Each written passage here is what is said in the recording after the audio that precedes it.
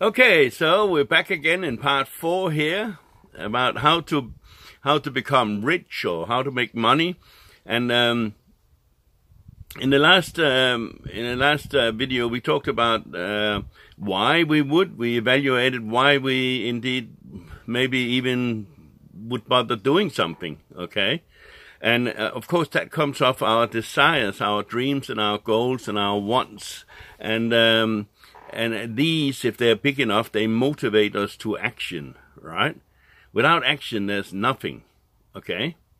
Now, let me just briefly talk about this, and also in video number 2, I mentioned about something that is really specific and really important to know. We talked about serving actually and giving rather than having and taking. Okay. And these two concepts we need to put together, right? We need to find this method of actually doing that if we're going to have a successful business without having to run around and actually haunt your friends and look at every person you pass as a potential subject, right? So.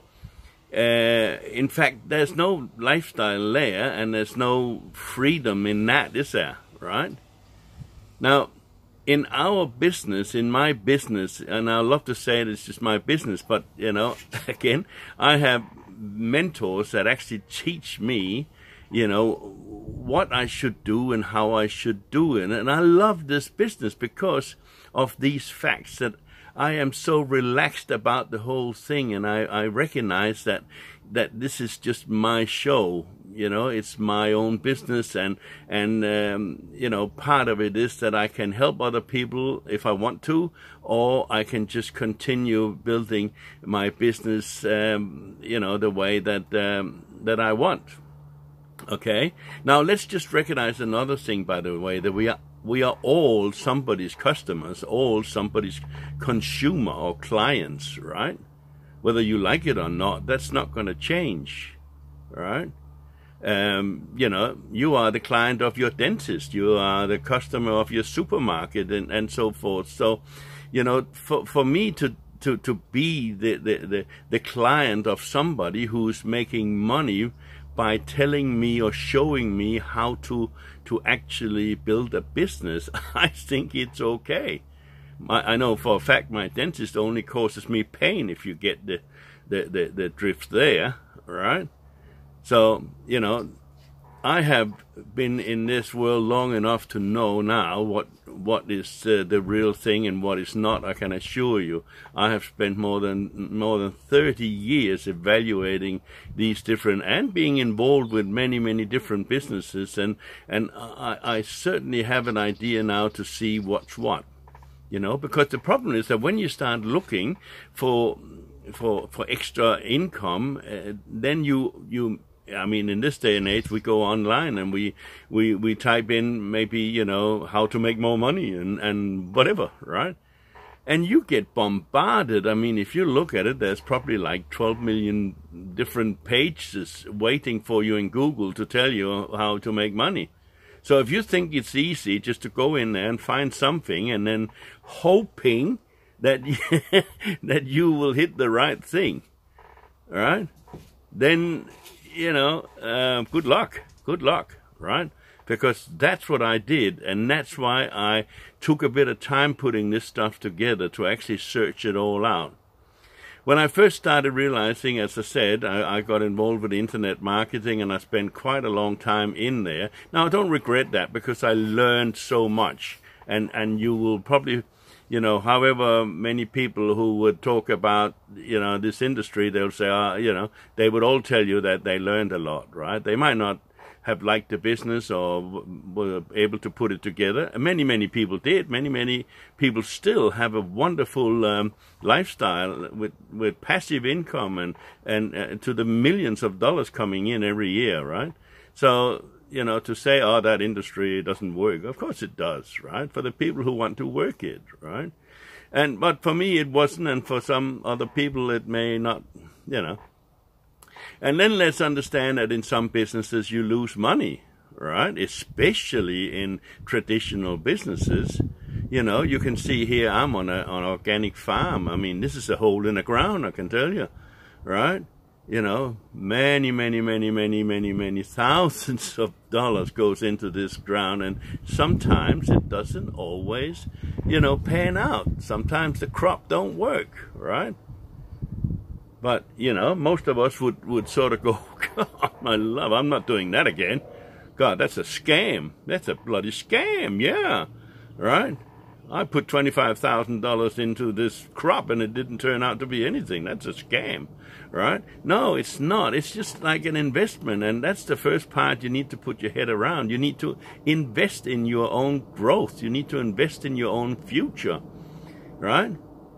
How much do you want to invest in you? That's up to you. How great do you want to be? How big do you want to be? How much money do you want to be? How much do you want to do?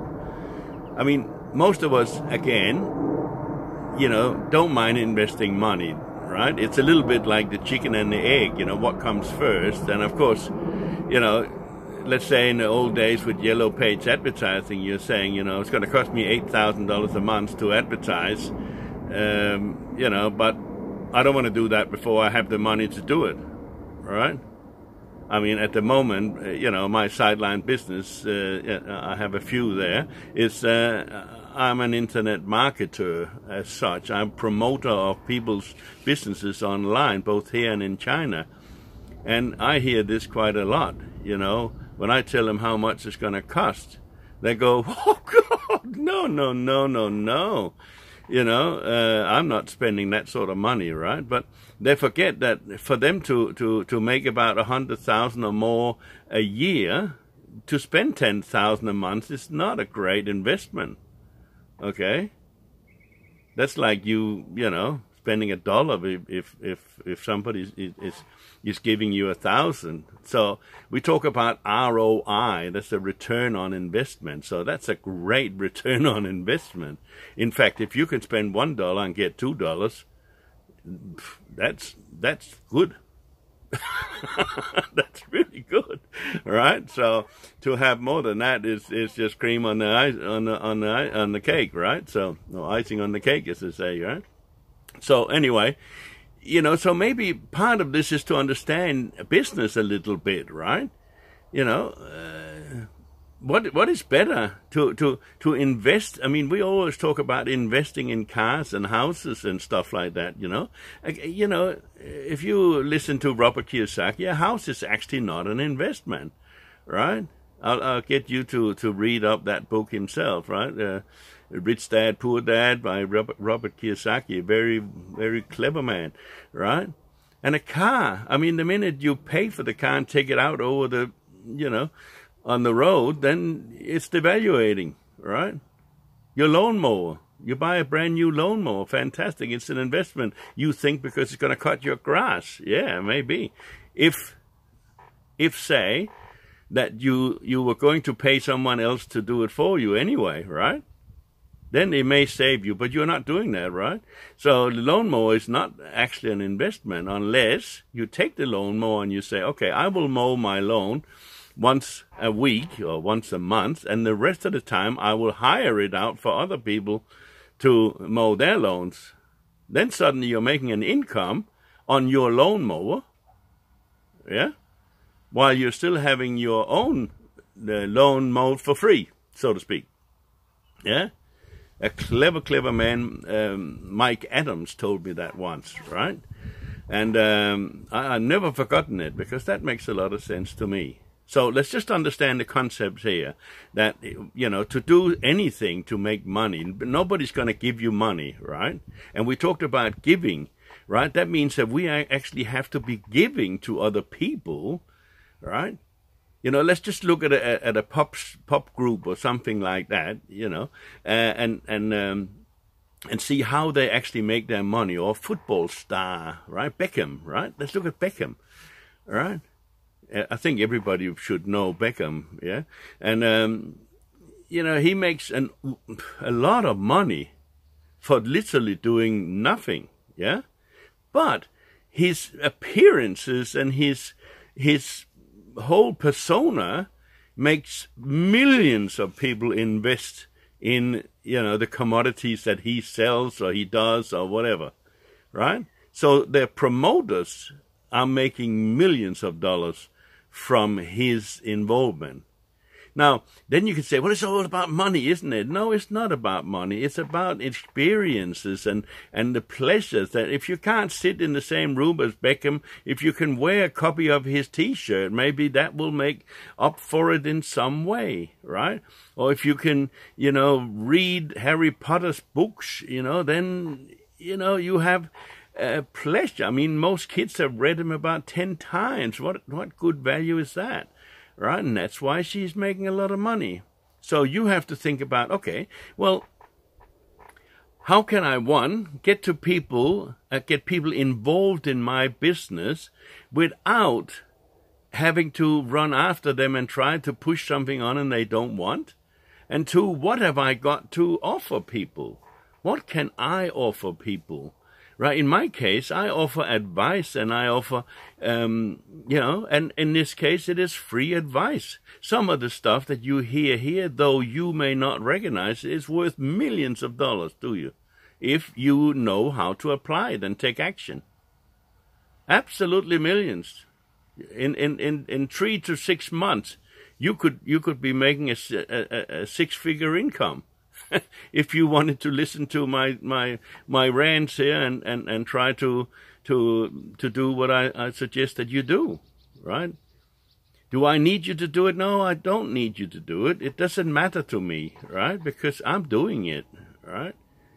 So it really, really doesn't matter. I'm not trying to talk you into something, right? They have a saying about that, don't try to teach the pig to sing. It wears you out and it annoys the pig, right? I'm not calling you a pig, but, as an example, it's a good thing, right? We always have to choose, what way we want to get our information from.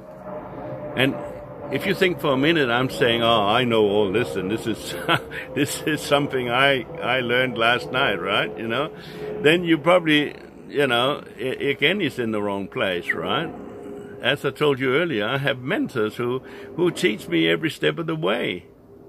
But the fact that I chose the right mentors is, the thing. I've spent a lot of time, as I said, once I got out of the Amway business, I started again looking at things, and I got online, and I actually ended up having a knee operation, which put me in my chair for a few months, and I taught myself how to promote businesses in Google online, and I taught myself doing that, and I became really, really good at it, all right? So, but in that process, I was offered, and they do that, when you start looking at how to make business online and stuff like that, they send you like thousands of different things to your email box. At this point in time, I think I have 5,000 unopened emails in my box, right? Why do I keep them? I mean, I could just delete them, right? Well, I keep them because I'm learning from their approaches. I'm learning for what they say and all this sort, So I actually draw some benefits of it. And once in a while, I just clean the whole thing out and start again, right? I have an account specifically for all this stuff, and that's how I go. But I don't need it, really. It's just I think we should all try to educate ourselves all the time. And, I'm getting all this education for free, so why not, right? I just have to open the email and look at what they're saying. So that's really good. So we must know who we're listening to, right? Having said what I just said before, is I also ended up going for every shiny product that was offered to me online, right? And I have literally spent more than $20,000 over the years on buying different stuff that didn't work anything for me, right? It didn't work. And the problem with that is that most people that offer stuff online have never built anything, has never done anything. They take the theory and they put that online and make a course about it, but they never sort of tell you exactly how it's done, right? And I did that time after time after time, and I thought, I could get into the very depressing time here, because, it's not easy to follow something and have all this hope and then suddenly having it quashed again, and then, start up again, hoping again, oh yeah, this is gonna be the thing, right? Yeah. And then boom, down again, right? And that's probably happened to me also 200 times, right? So in the end, you get like, rhino hide, right? You sort of really start evaluating things from the right perspective and thinking, well, how is this going to help me, right? And is it worth it for me? Is it going to progress me forward to where I want to go? Now, the problem with, or the reason why you would want to do that is because you have no mentors. So, all this falls away when you have some good people who knows how to do this stuff, right? I just have to make a phone call, and straight away I will know whether it's a good thing or not, okay? So, and most of the time I really don't need it, because I just follow in the footsteps. They say if you're going through a minefield, it makes sense to follow in the steps of someone else. And this is exactly what it is, right? I'm just following in the footsteps of somebody else going through the minefield.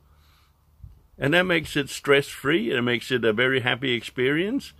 And I'm laughing all the way to the bank. So, why would you not want to try that? Yeah? Anyway, I think I'll stop. This doesn't become too long, and we'll continue in the next video. Thanks for listening. Goodbye.